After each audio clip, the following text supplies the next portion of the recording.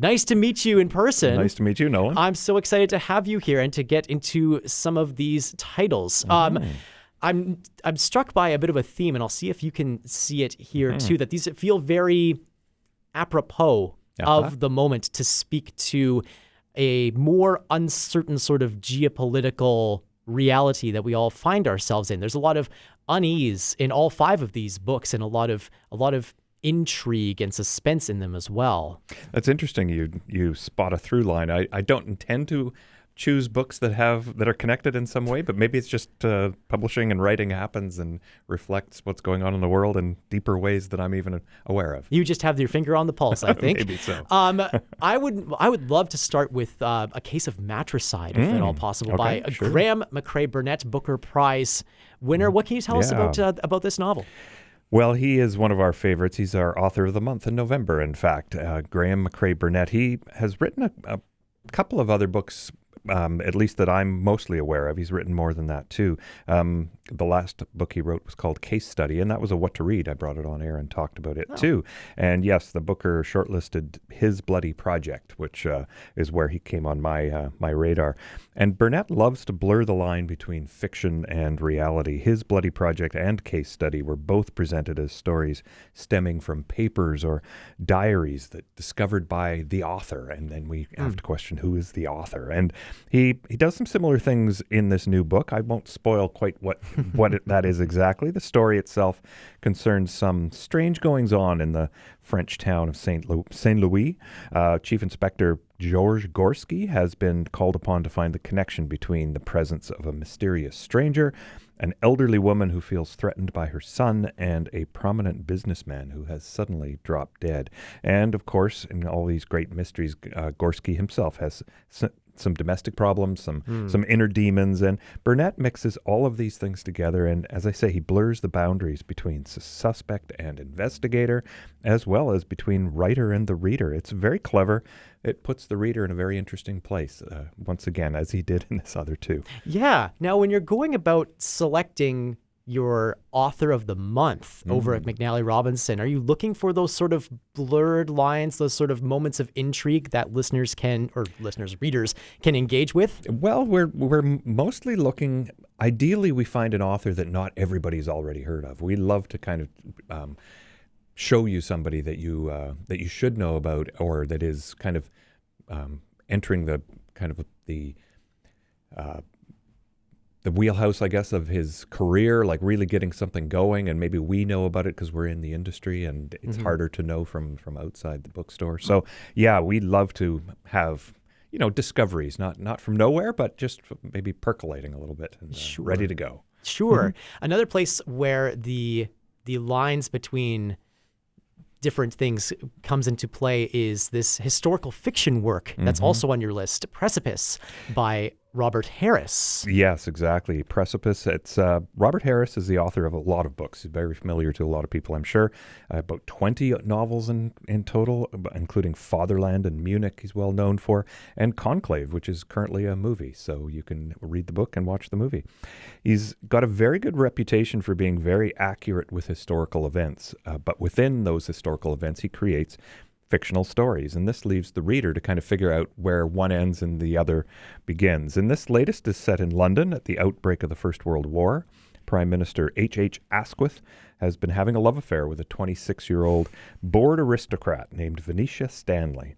And he's a bit obsessed, and he's erred into sharing sensitive matters of state with her. And as the country heads to war, along comes a young intelligence officer who is assigned to investigate a leak of top security documents. And what was a sexual intrigue becomes a matter of national security, and the suspense of the novel is kind of trying to figure out what is going on with that. As I was reading a little bit of Precipice to prepare for you coming in today, Chris, I was struck by that it had similar overtones to the late 90s. This is a conversation that we were having with Bill Clinton and Monica Lewinsky. How does Harris portray the other woman in this book? A little bit more intriguing, a little bit more interesting? Well, yeah, he it's one of those novels where you are struck by like how much of this is real, and it makes you want to look up names and so on. I kind of resist that when I'm reading a novel. I'm not sure, to be honest, whether she's a real person or not. Yeah, totally. I didn't go back to look it up. I find that distracting to the story, and I let it go. I'm certainly interested in the way Harris. The broad strokes of history are certainly all there, and as I say, he's got a reputation for being very accurate. But whether this dalliance was actually happening and how it happened is part of the fiction for me. Sometimes more fun to leave those lines blurred between history and fiction. To stay on the political theme here, you've chosen a couple of very pointedly dissident books in this list as well, and that includes Patriot by the late Russian dissident Alexei Navalny, who died earlier this year. What do we garner from this new insight into Navalny's life as the leading opponent of Vladimir Putin? Yeah, you're right. It's I am drawn to books that come at the world and from different angles. I think you learn a lot more by a wide variety of approaches as opposed to just a single one. Patriot, yes, by Alexei Navalny, very well known, as you say, famously poisoned in 2020, began writing this memoir shortly after. This is the full story of his life, right from his youth to his call to activism, his marriage and family. Much of the book was written as correspondence from prison when he was sent there for what became his final years of life. So it chronicles his unwavering commitment to fight against this dictatorship and why the principles of individual freedom mattered so deeply to him. It's very clear that he's totally convicted and has totally determined that change cannot be resisted. Change will come. It's a book that comes at an interesting time for North America. This dictatorship word gets bandied about both sides of the political spectrum. He, I think, would say that there's nothing happening here right now that's anything in comparison, but he would also say that if we do put ourselves in a position of a dictatorship, we will regret it. And we will know it when we're there. Yeah, lots of that writing certainly will have some resonance with what is happening in North America, certainly as we face another U.S. election. On a lesser scale, as you say, like it's not on the same scale at all. There's Reconciling History by another dissident of sorts, Jody Wilson-Raybould, the former justice minister who was removed from the Liberal caucus after speaking out against Justin Trudeau. But her latest book is not at all. It's not political in the same sense, but it is going back to history.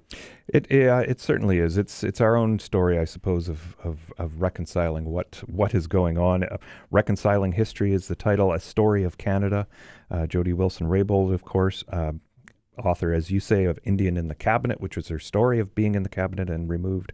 And then she followed that up with a book called True Reconciliation. And this new one follows up from that one. And she's arguing that we need to accept that the way that our history has traditionally been told has not been a common or shared enterprise. Instead, it's been the voices of a very few who have often dominated those of many others. And so the book follows on True Reconciliation because it's bringing in a lot of the voices, a lot of perspectives that have seldom been heard, telling and retelling history through their stories.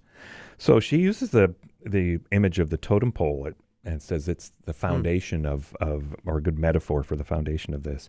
The pole is seen from a distance. It's towering. It's all-inspiring. It looks kind of contained and unified.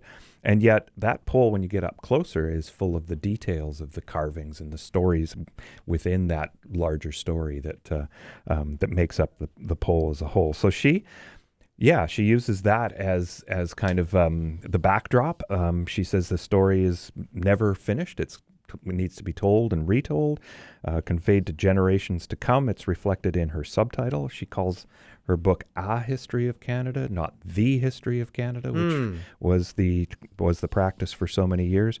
And I think if there's one lesson in the 7 years I've been coming on this show, there are a whole ton of varieties of perspectives on stories. And somehow we can add them up to getting towards truth, but that it is not simple. Yeah, different details that make up that totem pole, as you say. I'm wondering what are some of the, as somebody is reading Reconciling History, I'm wondering what are some of the elements that someone with maybe a cursory knowledge of our nation's shared history, what are some elements that they might be surprised by as we go through? It depends on the reading you've been doing already, because again, back to the years I've been coming on, there's been lots of opportunities to read, Indigenous stories in particular, and their versions of events.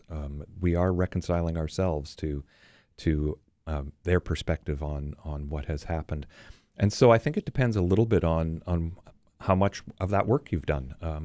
If you've been reading deeply, and I think in Manitoba and our customers at McNally Robinson have really taken up that challenge. We've sold a lot of books from different perspectives, so I know people out there are reading it. I think we will add up to a better group of people with acknowledging more and more of our stories by doing that. Absolutely. One final book on your reading list, something a little bit lighter, perhaps. A very interesting exploration of cultural figures and people who captured that culture from the 60s and 70s. This is the book Didion and Babitz by Lili Anolik. I hope I'm saying that last name right. It's close.